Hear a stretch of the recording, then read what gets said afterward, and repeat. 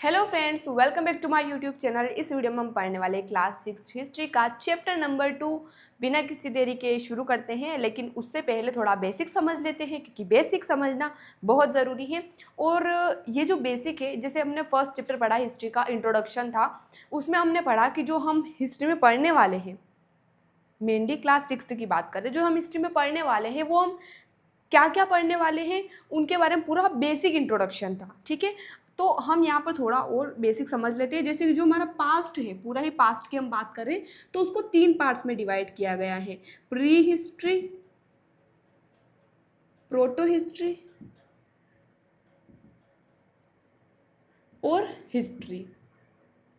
ठीक है, pre history जिसे हम स्टोन एज भी कहते हैं, प्री हिस्ट्री को फर्दर 3 पार्ट्स में डिवाइड किया गया है। ठीक है, प्री हिस्ट्री क्या, यानी कि जब कोई भी रिटर्न रिकॉर्ड्स हमें नहीं मिलता था। ठीक है, प्रोटो हिस्ट्री यानी कि रिटर्न रिकॉर्ड्स तो थे, लेकिन उनकी लैंग्वेज को हम अभी तक डिकोड नहीं कर पाए, जैसे कि इंडस वैली सिविलाइजेशन की हम बात करते हैं। हिस्ट्री, यहाँ पर रिटर्न रिकॉर्ड्स भी थे, उनको समझ भी सकते हैं हम। ठीक है, तो यहाँ पर क्या आते हैं, एंशियंट, मेडिवल और मॉडर्न हिस्ट्री आती है। जो हम 6th क्लास में पढ़ने वाले हैं, प्री हिस्ट्री पढ़ेंगे, प्रोटो हिस्ट्री पढ़ेंगे इंडस वैली के बारे में, और हिस्ट्री का हम एंशियंट हिस्ट्री पढ़ लेंगे बेसिक। कहाँ पर, क्लास 6 में। प्री हिस्ट्री की हम बात कर रहे थे, तो प्री हिस्ट्री में आता है, क्या आता है, पेलियोलिथिक एज, पेलियोलिथिक एज जो कि 25 लाख से लगाकर 25 लाख साल पहले से लगाकर 10,000 BC तक था।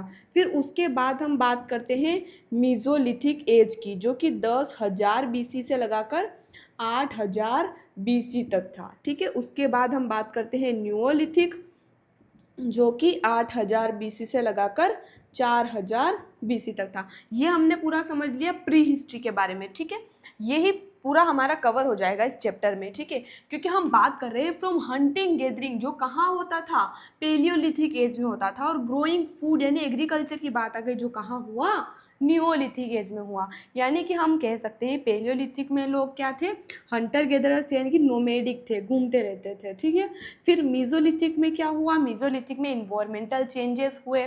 ठीक है, इन्वायरमेंटल चेंजेस हुए, कब हुए, आज से अगर हम बात करें तो 12,000 साल पहले। फिर न्यूओलिथिक में क्या हुआ, एग्रीकल्चर स्टार्ट हो गया और विलेजेस भी डेवलप होने लगे। ठीक है, इतना क्लियर है, बाकी हम समझेंगे तो चीज़ों को कनेक्ट करते चलेंगे।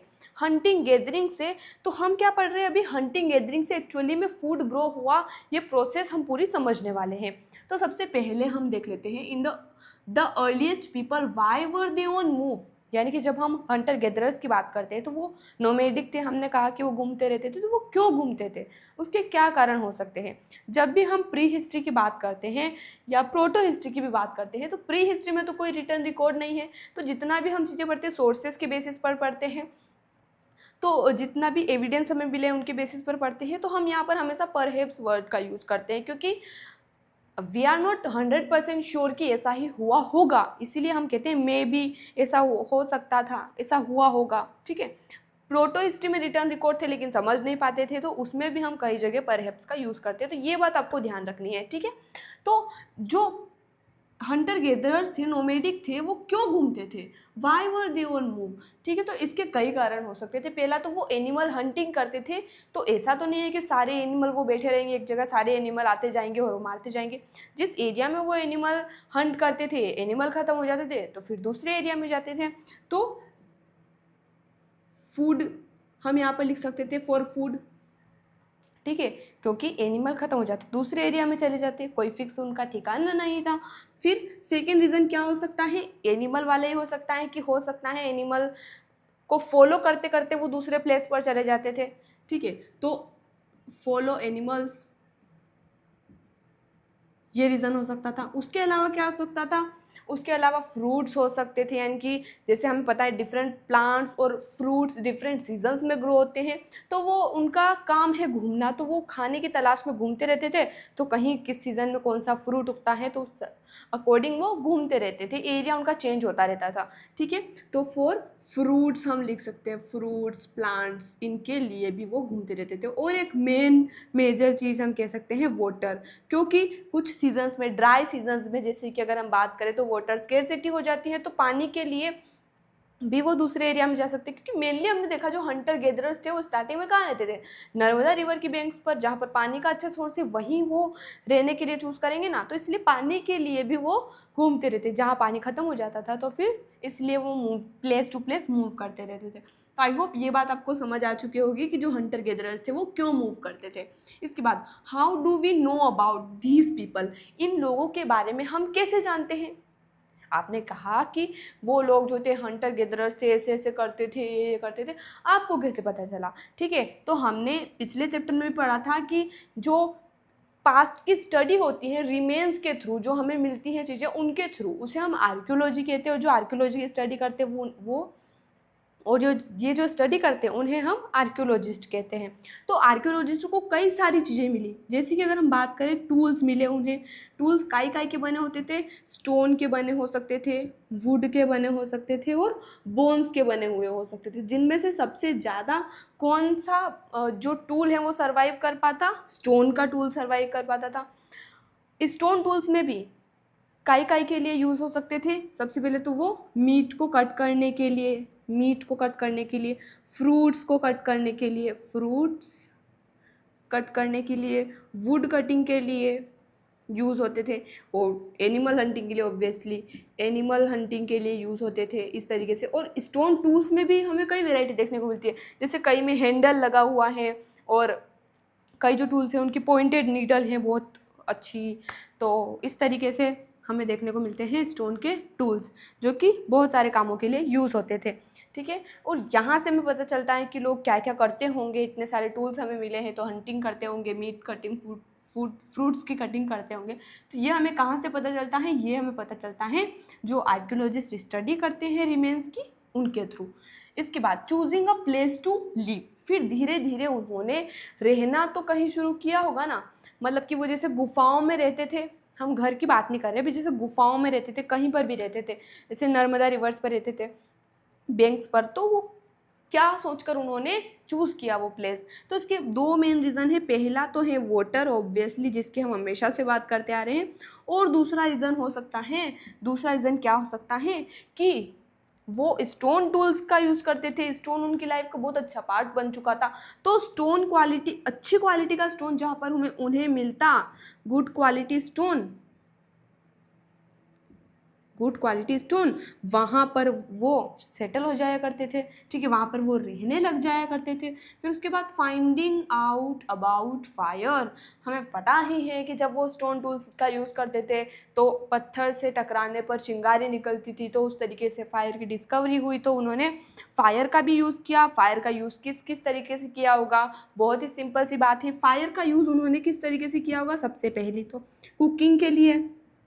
ठीक है, जो मीट वगैरह थे कुक करके खाने लगे थे। उसके बाद लाइट का एक बहुत अच्छा सोर्स उन्हें मिल चुका था। ठीक है, और एनिमल, जो वाइल्ड एनिमल्स होते थे उनको डराने के लिए स्केयर अवे एनिमल्स।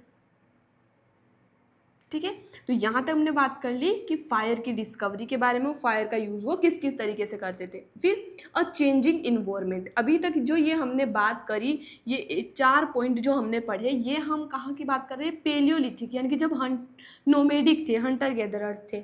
ठीक है, इसके बाद चेंजिंग इन्वायरमेंट, जैसे हम बात करते हैं मीजोलिथिक में, तो यहाँ पर क्या हुआ था, इन्वायरमेंट चेंज हुआ था। आज से अगर हम बात करें तो 12,000 ईयर्स अगो, 12,000 साल पहले क्या हुआ, इन्वायरमेंट चेंज हुआ। जैसे इन्वायरमेंट चेंज हुआ तो स्लाइटली कंपेरेटिवली वार्मर कंडीशंस आ गई, जिससे क्या हुआ, ग्रासलैंड डेवलप हुई, और घास में रहने वाले जो एनिमल्स थे उनकी संख्या बढ़ने लगी, और ह्यूमंस भी उनके साथ फ्रेंडली होने लगे, कि उन्हें पता चल चुका था कि कौन से वाइल्ड एनिमल्स है, कौन से वाइल्ड नहीं है, किन्हें पाला जा सकता है, इस तरीके से। तो यहाँ से चेंजिंग इन्वायरमेंट हुआ, और ये चेंजेस हमें देखने को मिलते हैं कहाँ पर, मीजोलिथिक एज में। और यहाँ पर जो टूल्स थे वो थोड़े से एडवांस थे, जिन्हें माइक्रोलिथ्स कहते हैं।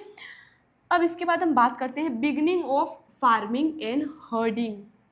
अब जैसे जैसे इन्वायरमेंट चेंज हुआ तो उन्होंने ऑब्जर्व किया कुछ फसलों, स्पेशल फसलों के, प्लांट्स के बारे में, तो एग्रीकल्चर उन्होंने स्टार्ट किया। और सबसे पहले एग्रीकल्चर जो हुआ था उसके एविडेंस हमें कहाँ मिलते हैं, मेहरगढ़ में मिलते हैं, जो कि कहाँ पर है, वर्तमान में पाकिस्तान में है, और कीर्थर और सुलेमान हिल्स के अराउंड है। ठीक है, तो हम बात कर रहे थे एग्रीकल्चर स्टार्ट हुआ, तो आज से 8000 साल पहले एग्रीकल्चर स्टार्ट हुआ था। और सबसे पहले कौन सी फसल उगाते थे? वीट और बार्ले, गेहूं और जौ की फसल लोग उगाते थे। और हर्डिंग यानी कि पशुपालन भी उन्होंने शुरू कर दिया था, क्योंकि उन्हें पता चल चुका था कि कौन से वाइल्ड एनिमल है, कौन से नहीं है। तो उन्होंने सबसे पहले तो कुत्ता पाला था, क्योंकि लोग हमारे साथ बहुत फ्रेंडली हो जाते हैं, ठीक है, इस तरीके से। और शीप्स, गोट्स, ये भी इन्होंने पालना शुरू कर दिया था। तो इससे क्या होता था, उन्हें मिल्क भी मिल जाता था और समय आने पर मीट भी उन्हें मिल जाता था, बहुत बेनिफिट्स होते थे। इसके बाद टूवर्ड्स अ सेटल्ड लाइफ, अब हम पिछले वीडियो में भी पढ़ चुके, पिछले चैप्टर्स में भी, कि जैसे एग्रीकल्चर स्टार्ट हुआ तो लोगों ने एक जगह रहना शुरू कर दिया, क्योंकि खेत का ध्यान रखने के लिए समय समय पर फसल को पानी देना पड़ता है, एनिमल से उसकी सुरक्षा करनी पड़ती है, तो उसके लिए एक जगह पर रहना ज़रूरी है। तो इसीलिए लोग एक जगह सेटल होना शुरू कर दिया लोगों ने, और विलेजेस का डेवलपमेंट होने लगा, विलेजेस बनने लगे और कुछ एडवांस टूल्स भी बनने लगे, ठीक है। ये हम कहाँ बात कर रहे हैं? न्यूलिथिक, जब एग्रीकल्चर स्टार्ट हो गया तो न्यूलिथिक एज की हम बात कर रहे हैं, ठीक है। सेटल्ड लाइफ, कुछ एडवांस टूल्स की अगर हम बात करें तो मोर्टार्स और पेस्टल्स, मोर्टार्स, पेस्टल्स, मोर्टार्स पेस्टल्स क्या होते हैं? ओखली जिसे हम कहते हैं, ठीक है। ये मोर्टार हो गया और ये पेस्टल हो गया। तो धान कूटने के लिए यूज़ करते हैं, आज भी हमारे घरों में यूज़ करते हैं, धान कुछ भी कूटने के लिए ओखली का यूज़ करते हैं ना, मोर्टार्स और पेस्टल्स का, इस तरीके से। और बहुत एडवांस टूल्स का वो यूज़ करने लगे थे। और यहाँ पर ही, यानी कि जब एग्रीकल्चर स्टार्ट हुआ उसके बाद सेटल लाइफ हुई, तो वहाँ पर हमें कौन कौन से एविडेंस मिलते हैं? वहाँ पर हमें कुछ अंडरग्राउंड घर भी मिलते हैं, जो पुराने जो लोगों ने बनाए हुए थे अंडरग्राउंड घर, यानी कि जो ज़मीन के अंदर होते थे, उनको उन तक जाने के लिए सीढ़ियाँ होती थी। और कुकिंग के लिए अरेंजमेंट हमें घर के अंदर भी देखने को मिलता है, घर के बाहर भी देखने को मिलता है। तो इस तरीके से पता चलता है कि उनकी एक सेटल्ड लाइफ कहीं ना कहीं हो चुकी थी, लेकिन सिटी लाइफ नहीं थी, विलेज लाइफ थी, ठीक है। फिर इसके बाद living and dying in Mehrgarh. Mehrgarh हमें पता ही है, मेहरगढ़ में बहुत फर्टाइल लैंड थी, वहाँ पर सबसे पहले एग्रीकल्चर स्टार्ट हुआ था। अर्ली विलेजेस की अगर हम बात करें तो उनमें से एक है मेहरगढ़। तो यहाँ पर लिविंग की तो बात समझ आती है, डाइंग क्या है? यहाँ पर हमें कुछ ऐसे एविडेंस भी मिले हैं, हमें ब्यूरियल्स मिले हैं। क्या मिले हैं हमें? ब्यूरियल्स। ब्यूरियल्स यानी कि लोगों को जिनकी डेथ हो जाती थी उन्हें दफनाया जाता था, उन्हें पैक करके, ठीक है। इस तरीके से हमें बॉक्सेस देखने को मिलते हैं, जैसे कि ये ज़मीन में खोदा और ऐसा बॉक्स मिला, उसमें क्या है? उसमें ये इंसान है, ठीक है, जिसकी डेथ हो चुकी है। और इसके साथ कुछ एनिमल्स भी दफनाए जाते थे। क्यों दफनाए जाते थे? क्योंकि उन्हें लगता होगा कि अगले जन्म में वो इनके साथ जाएंगे, या इस तरीके से कुछ भी हो सकता है। तो ये हमें देखने को मिलता है मेहरगढ़ में, ठीक है। तो यहाँ तक बात क्लियर है। आई होप पूरा चैप्टर आपको समझ आया होगा, स्क्रीनशॉट आप ले सकते हैं। मिलते हैं अगले वीडियो में नए चैप्टर के साथ। धन्यवाद।